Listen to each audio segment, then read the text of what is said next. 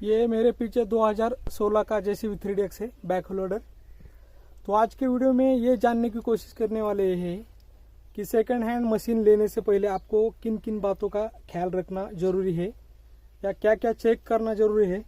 लगभग जो मटेरियल या जो खर्चा 50,000 के ऊपर जाता है वही हम इस वीडियो में कवर करने की कोशिश करेंगे, क्योंकि पूरा अगर मैं बताऊंगा सील किट से लेके वॉल ब्लॉक ये सब बताऊंगा तो 1 घंटे में भी ये बनना पॉसिबल नहीं है।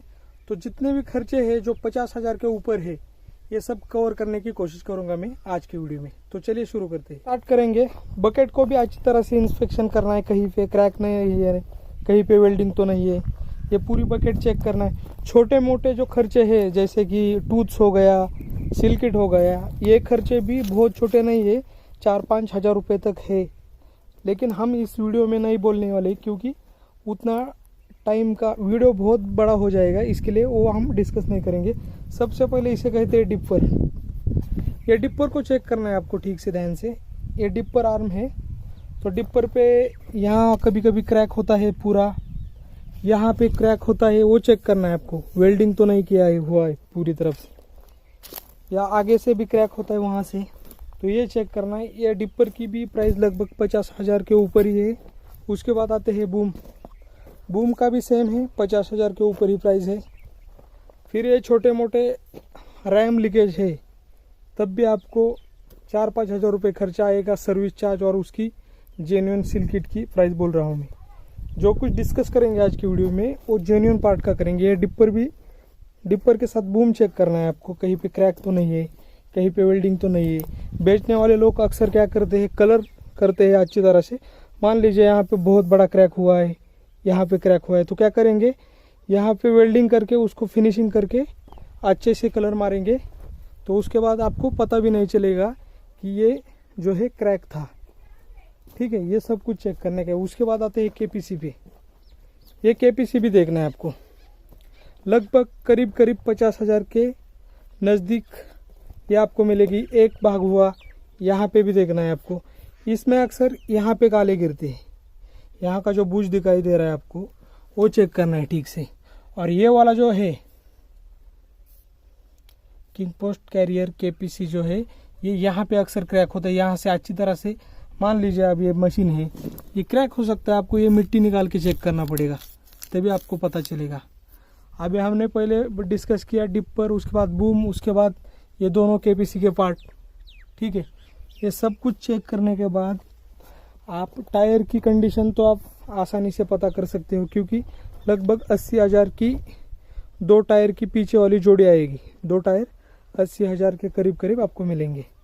ठीक है, उसके बाद इसमें यदि इसके अंदर की प्लानिटरी हब के अंदर जो गेयर बेयरिंग जब होते हैं, मान लीजिए एक साइड का काम निकलेगा तो लगभग 20,000 तक खर्चा आएगा, उस तरफ का भी निकलेगा तो 40,000 का खर्चा आएगा। दोनों मान के चलिए, अगर आपके एक ही प्लानिटरी हब में काम निकलता है तो आपको एक ही पकड़ना है। लेकिन आपको ये भी ध्यान देखना है जो अंदर का जो भाग है, जिसे हम जहाँ पे हमारा क्राउन पिनियन होता है वो भी चेक करना है आपको। मान के चलिए यदि हमारा crown pinion, differential gear set और डिफरेंशियल बॉडी इतना भी प्रॉब्लम आता है तो उधर लगभग 40,000 तक खर्चा जाएगा।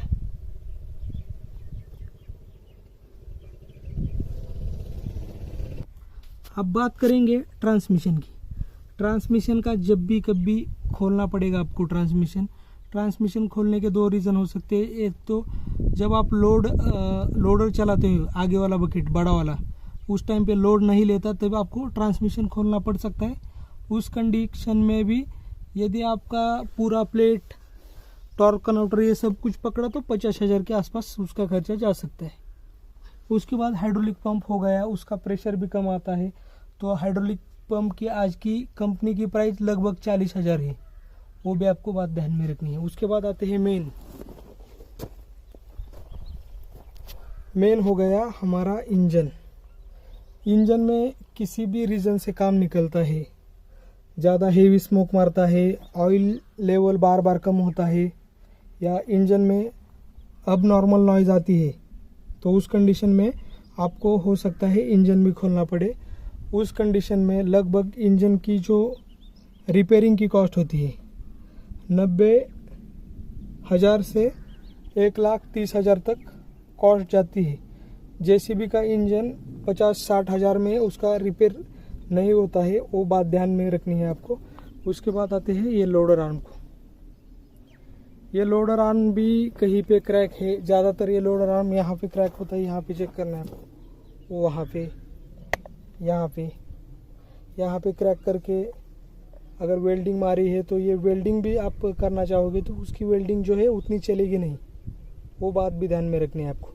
ये भी लगभग 60,000 ही, ये जो लोडर आर्म है उसकी प्राइस 60,000 के करीब है। अप्रॉक्स प्राइस बता रहा हूँ मैंने कुछ अभी लेटेस्ट प्राइस नहीं देखी है, जो पुराने प्राइस है वही आपको बता रहा हूँ इस वीडियो में।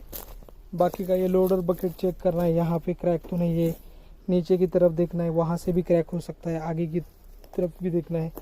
फिर हमारी डीजल टैंक हुई, हमारे हाइड्रोलिक टैंक हुई, उसको भी अच्छी तरह से चेक करना है। ये अक्सर यहाँ पे क्रैक होने की संभावना होती है। अंदर जो बोल्ट दिख रहा है आपको, वहाँ पूरा चेक करना पड़ेगा आपको। उसके बाद आप ये चासी को भी चेक कर सकते हैं, करना ज़रूरी है। चासी यहाँ से भी कभी कभी क्रैक होती है।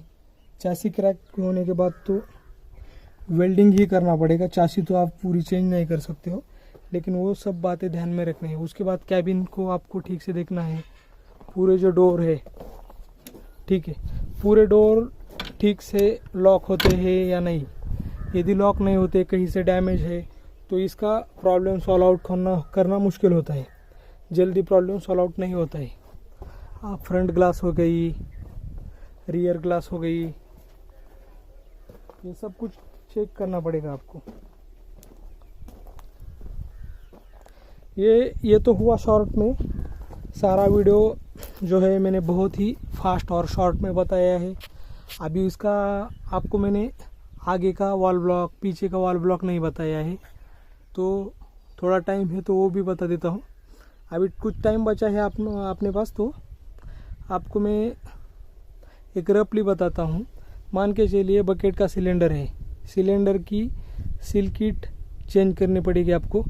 तो सिलेंडर की सील किट बकेट वाली 2,500 तक, और उसका सर्विस चार्ज 1,500 पकड़िए। 4,000 रुपये एक सिलेंडर का सिर्फ लीकेज बंद करने में आपको खर्च आएगा। अभी और एक इम्पॉर्टेंट बात है, मान के चलिए इसे कहते हैं पिस्टन रॉड, ठीक है। सिलेंडर का ए रॉड पे कहीं पे भी डैमेज है, ये तो कलर है, ये डैमेज नहीं है। इस तरह का कोई पत्थर लगा है या लोहे का कुछ मार्किंग आया है, ये सिलेंडर चेंज करवाना चाहोगे आप, तो आपका जेन्युइन सिलेंडर, ये सिर्फ पिस्टन रॉड 15,000 के नीचे नहीं आएगा, ठीक है। ये बात भी ध्यान में रखनी है। अभी दूसरा इधर बताता हूँ, ये डिपर सिलेंडर का भी सेम है। ये 15 से 20,000 तक सिर्फ इस रॉड की कीमत है। इधर कहीं पे डैमेज होगा तो आपको चेक करना पड़ेगा। कोई भी रैम आपको लीकेज दिखता है तो उसको ऑपरेटर को बोलने का, ये रॉड बाहर निकाल के चेक करो, यानी कि डिपर जैसे ही क्लोज करोगे ये बाहर आ जाएगा। उस टाइम पे पूरा आपको चेक करना है, कहीं पे डैमेज तो नहीं है। बूम का चेक करना थोड़ा मुश्किल है, अंदर होता है, लेकिन सेम प्रोसेस है। मान के चलिए अब ये बूम का ट्यूब है, ये कहीं पे वेल्डिंग से या इस होज से लीकेज है, तो ये भी चेक करना है आपको। इसका भी खर्चा आपको 20-25 हज़ार से कम नहीं आएगा। उसके बाद आते हैं इस सिलेंडर पे, इसे बोलते हैं स्विंग सिलेंडर। स्विंग सिलेंडर का ये जो रॉड है, पिस्टन रॉड, इसको चेक करना है। ये देख सकते हैं आप, जो ये क्लीन लग रहा है ऐसा ही क्लीन होना चाहिए पूरा। यहाँ पे कहीं पे भी डैमेज है, आप ऐसा उंगली घुमाते हो, उस टाइम पे आपको महसूस होता है यदि कहीं पे डैमेज है, तो आपको ध्यान में रखना है। इसका खर्चा भी 8-10 हज़ार से कम नहीं है।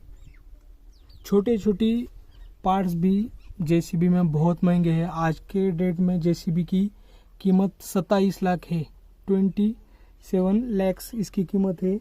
तो इस हिसाब से ही उसके रेट है, चाहे आप 2007 का मशीन रिपेयर करो या 2010 का मशीन रिपेयर करो, पार्ट्स की जो कॉस्ट है उतनी है। अब मान के चलिए ये छोटा सा पार्ट है, इसे कहते हैं हाइड्रा क्लैंप। इसके सील किट की भी कॉस्ट कितनी है, 2000 के आगे ही है, 2200 के लगभग इसकी कॉस्ट है, चेक कर सकते हैं आप। इसका सिर्फ एक सिल किट 2200 रुपये का है।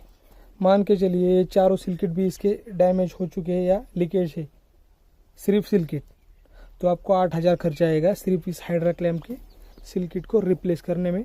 उसका लेबर चार्ज, इंजीनियर की सर्विस चार्ज वो अलग, वो छोड़ के मैं कॉस्ट बता रहा हूँ आपको।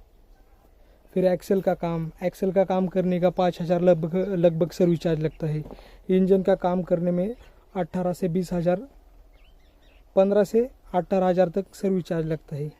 ट्रांसमिशन का काम करो 5 से 7,000 रुपये सर्विस चार्ज, यानी कि इंजीनियर का खर्चा उतना होता है उसमें। दोस्तों ये तो हुई एक शॉर्ट में वीडियो। इतना शॉर्ट में बताने के बावजूद वीडियो जो है वो लगभग 10 मिनट से भी आगे हो चुके हैं। आशा करते हैं वीडियो आपको अच्छी लगी होगी। अच्छी लगी है तो वीडियो को लाइक और चैनल को सब्सक्राइब करना ना भूलिए, ताकि आने वाले सारे के सारे वीडियो JCB से रिलेटेड जितने भी सारे वीडियो है आपको जल्द से जल्द देखने को मिले।